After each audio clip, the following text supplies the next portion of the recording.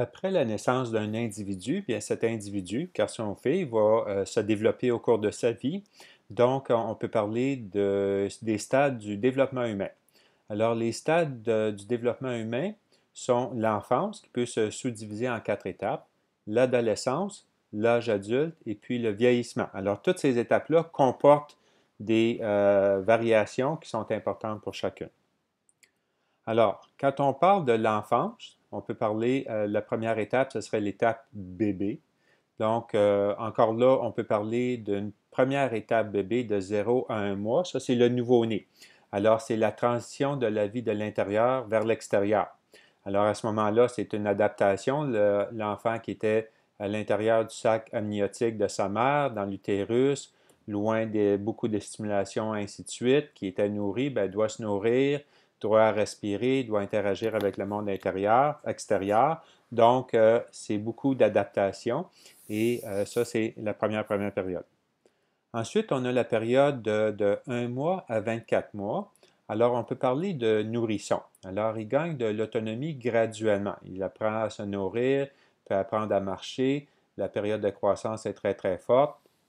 À un moment donné, à cette étape-là, il va commencer à parler aussi, donc interagir plus avec le monde extérieur.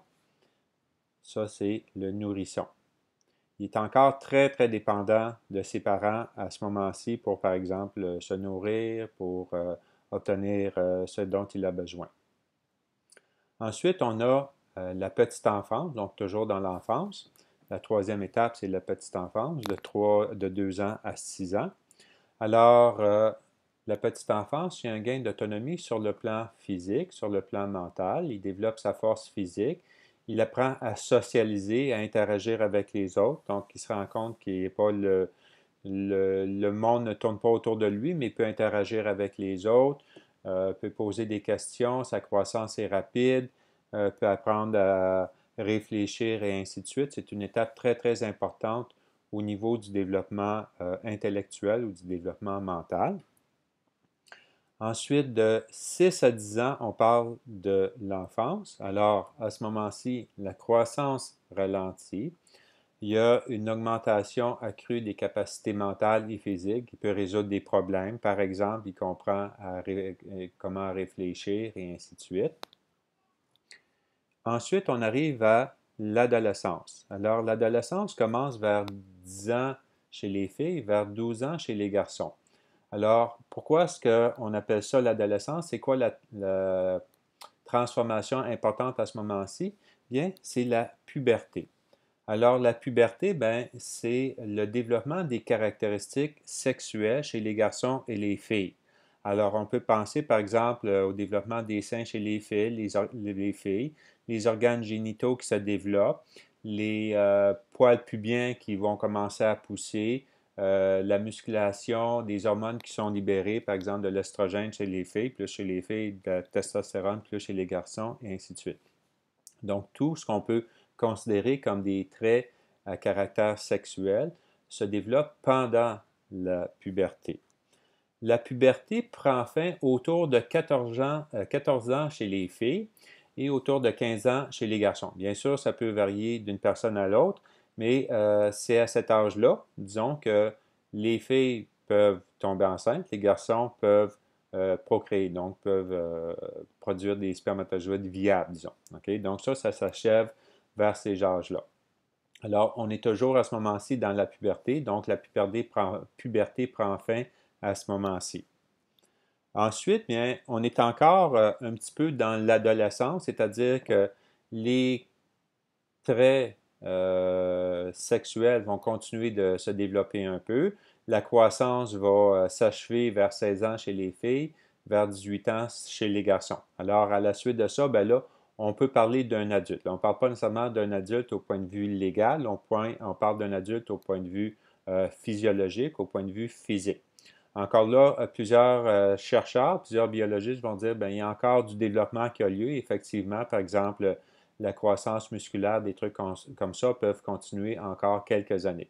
Mais on peut considérer qu'à 16 ans chez les filles, à 18 ans chez les garçons, au point de vue physique et physiologique, se sont rendus des adultes. Donc maintenant, l'adulte, bien, c'est de 18 ans environ jusqu'à la mort.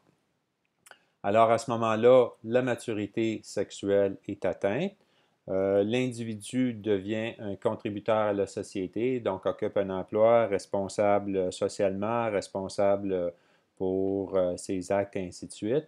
Donc c'est sa grande période de productivité jusqu'à son décès.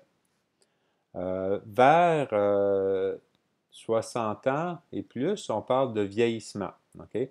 Alors, le vieillissement a lieu lors du ralentissement graduel des capacités de l'adulte.